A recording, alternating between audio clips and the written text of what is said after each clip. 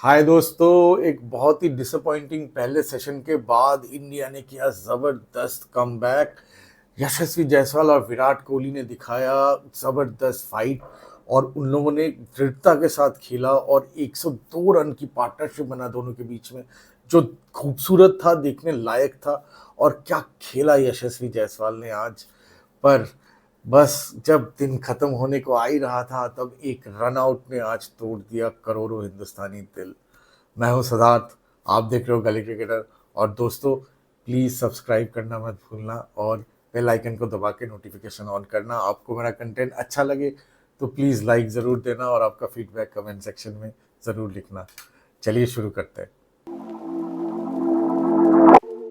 तो कल रात को ही खबर आ गया था कि विराट कोहली और सैम कॉन्सर्स के बीच में जो वो शोल्डर बार्जिंग का जो कंधे से विराट कोहली ने उसको किया था, उसके ऊपर विराट कोहली को लग गया 20% का फाइन और एक लेवल 1 ऑफेंस दर्ज हुआ उनके नाम पे। बट ऑस्ट्रेलियन मीडिया ने विराट कोहली को फिर से एनिमी नंबर 1, विलेन नंबर 1 बना दिया है।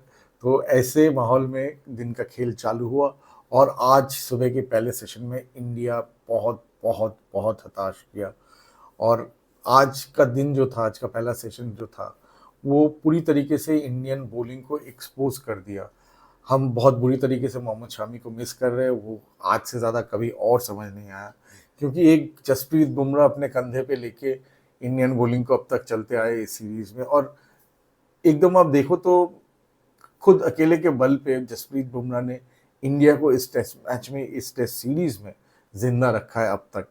बट अब एक इंसान से कब तक आप एक्सपेक्ट कर सकते हो कि वही रोज आएगा और आपको मैच जिता देगा, मैच में जिंदा रखेगा। ये आज मैं इंडियन बॉलिंग से बहुत ही बहुत बहुत ज़्यादा डिसअपॉइंटेड हूँ।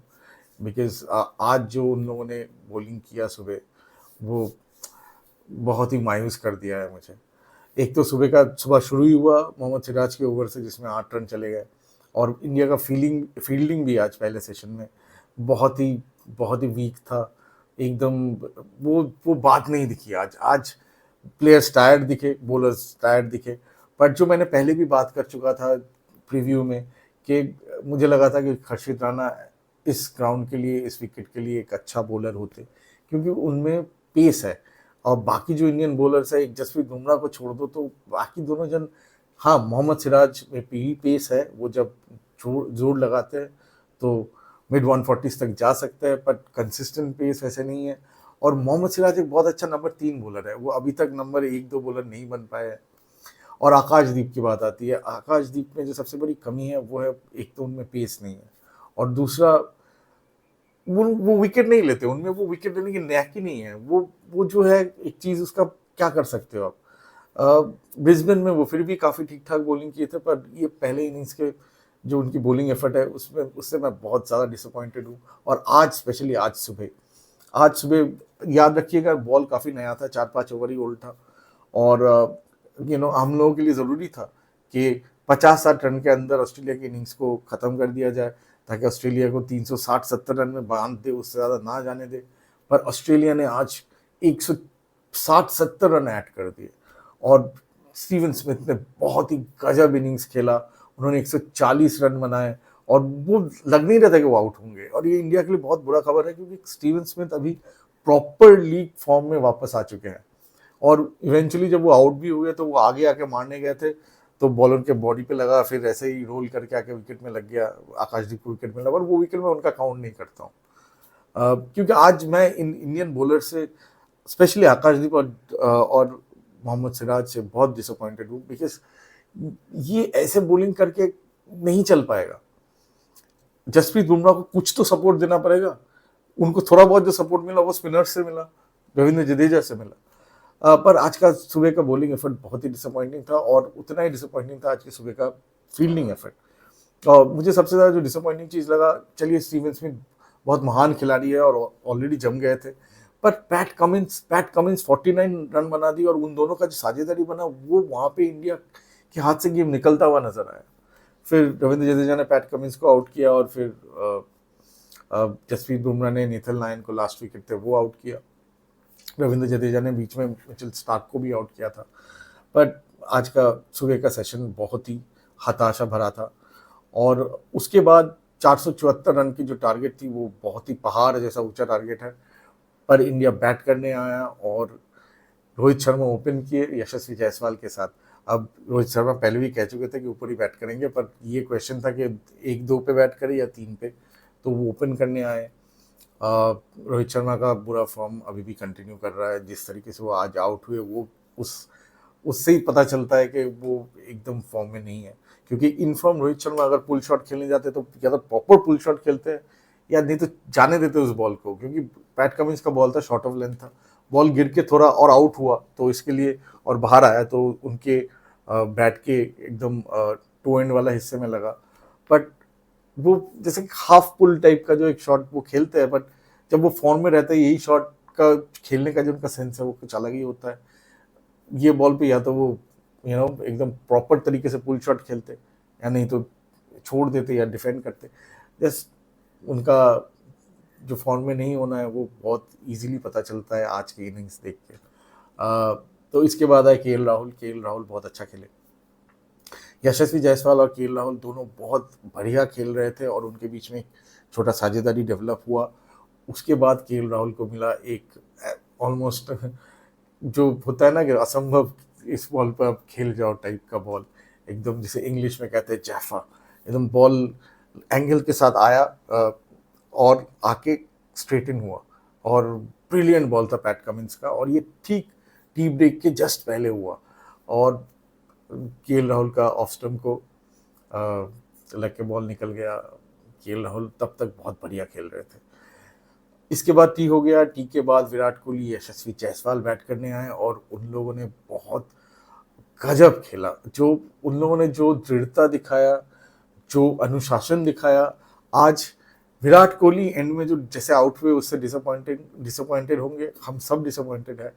बट एक बात हमें मानना पड़ेगा, उन्होंने 36 रन बनाए, 85 बॉल खेले उससे पहले, 86वां बॉल पे वो आउट हुए, पर 85 बॉल तक उन्होंने जो अनुशासन दिखाया, उन्होंने ऑफ स्टंप के बाहर कुछ भी बॉल खेलने नहीं गए, ड्राइव मारने की कोशिश नहीं की। सिर्फ एक ड्राइव मारा पैट कमिंस के बॉल पे, वो एकदम ओवर पिच डिलीवरी थी।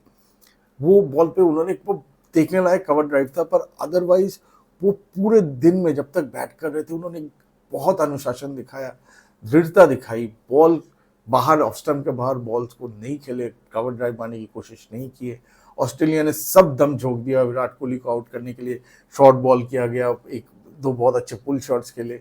अब बहुत अच्छा खेल रहे थे विराट कोहली, उनसे भी अच्छा खेल रहे थे यशस्वी जायसवाल। वो बंदा मतलब क्या फॉर्म में तो है ही, और क्या खेल रहा था। कोई कोई कह नहीं पाएगा कि उसके पिछले 3 इनिंग्स में रन्स नहीं है और वो थोड़ा मिचेल स्टार्क के अगेंस्ट स्ट्रगल कर रहे थे। पर वो जिस तरीके से आज खेलने आए, मिचेल स्टार्क को आगे आके का खेल रहे थे, आगे आगे आके खेल रहे थे। बहुत बहुत बहुत ही शानदार इनिंग्स है ये यशस्वी जायसवाल की। और इन दोनों ने जब इनकी जब पार्टनरशिप डेवलप होती गई और 100 रन क्रॉस कर गया पार्टनरशिप, 102 रन का बन गया, ऑस्ट्रेलिया के चेहरे पे शिकन दिखने लगी थी, उनके पसीने छूटने लगे थे। और उसी वक्त उससे एक ओवर पहले यशस्वी जायसवाल के साथ एक क्लोज कॉल हुआ। मिचेल मार्श की बॉल थी और एलबीडब्ल्यू की अपील किया गया, अंपायर ने नहीं दिया, उन लोगों ने रिव्यू किया। बॉल लेग स्टैम्प से जस्ट 2-1 मिलीमीटर बाहर पिच हुआ था। मेरे ख्याल से अगर लेग स्टैम्प पे भी पिच किया होता तो भी शायद विकेट के ऊपर से जाता।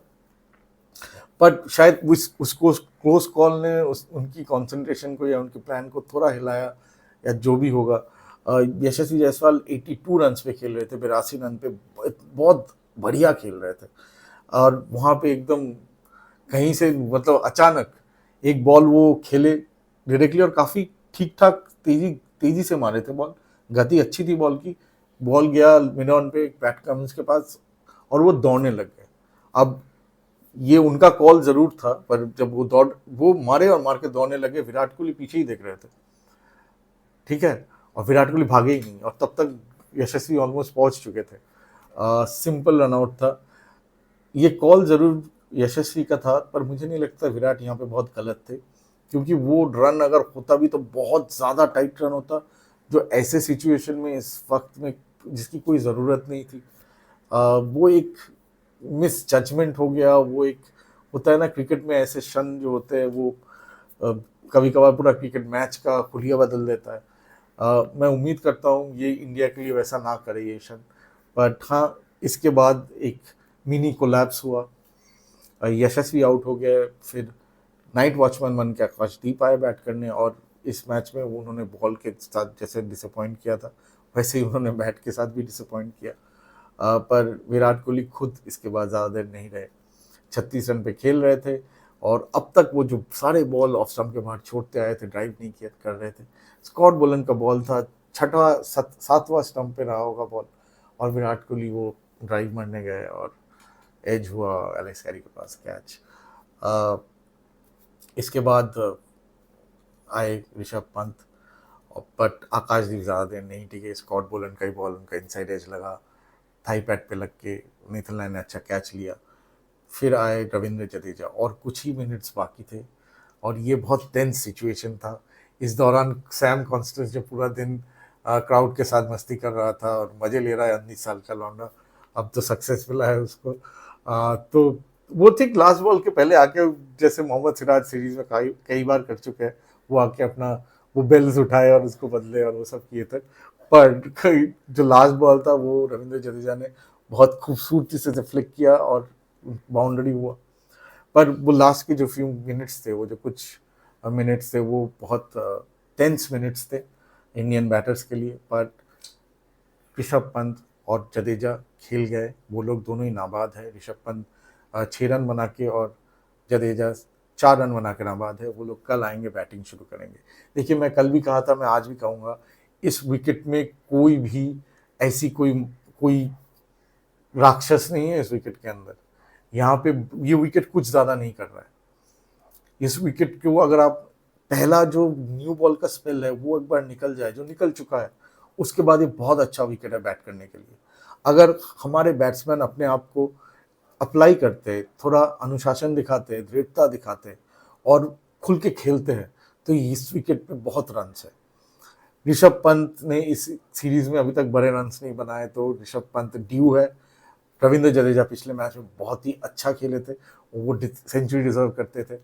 तो मैं उम्मीद करता हूँ कल का दिन इन दोनों का रहे, कल का दिन का नीतीश कुमार रेड्डी का रहे, वाशिंगटन सुंदर का रहे, क्योंकि इस बैटिंग विकेट पे, इस विकेट पे रन है। अगर इंडिया थोड़ा दृढ़ता के साथ, थोड़ा अनुशासन के साथ खेले, तो कल सिर्फ ऑस्ट्रेलिया की टोटल के पास ही नहीं पहुंच सकते, पर इस टोटल को क्रॉस करके भी आगे जा सकते हैं। बस थोड़ा अनुशासन, थोड़ा दृढ़ता दिखाना पड़ेगा, थोड़ा जान दिलेरी दिखानी पड़ेगी, ये ज़रूरी है। तो दोस्तों, ये था आज का दिन का दायरा। मैं आपको कल फिर मिलूंगा दिन के खेल के बाद। तब तक अपना ख्याल रखिए, और दोस्तों प्लीज़ सब्सक्राइब करिए और बेल आइकन को दबा के नोटिफिकेशन ऑन करिए। मेरा कंटेंट अगर आपको अच्छा लगा तो लाइक देना मत भूलिएगा, और आपका फीडबैक कमेंट सेक्शन में ज़रूर छोड़िएगा। देखने के लिए शुक्रिया दोस्तों, अपना ख्याल रखिए, कल मिलते हैं फिर।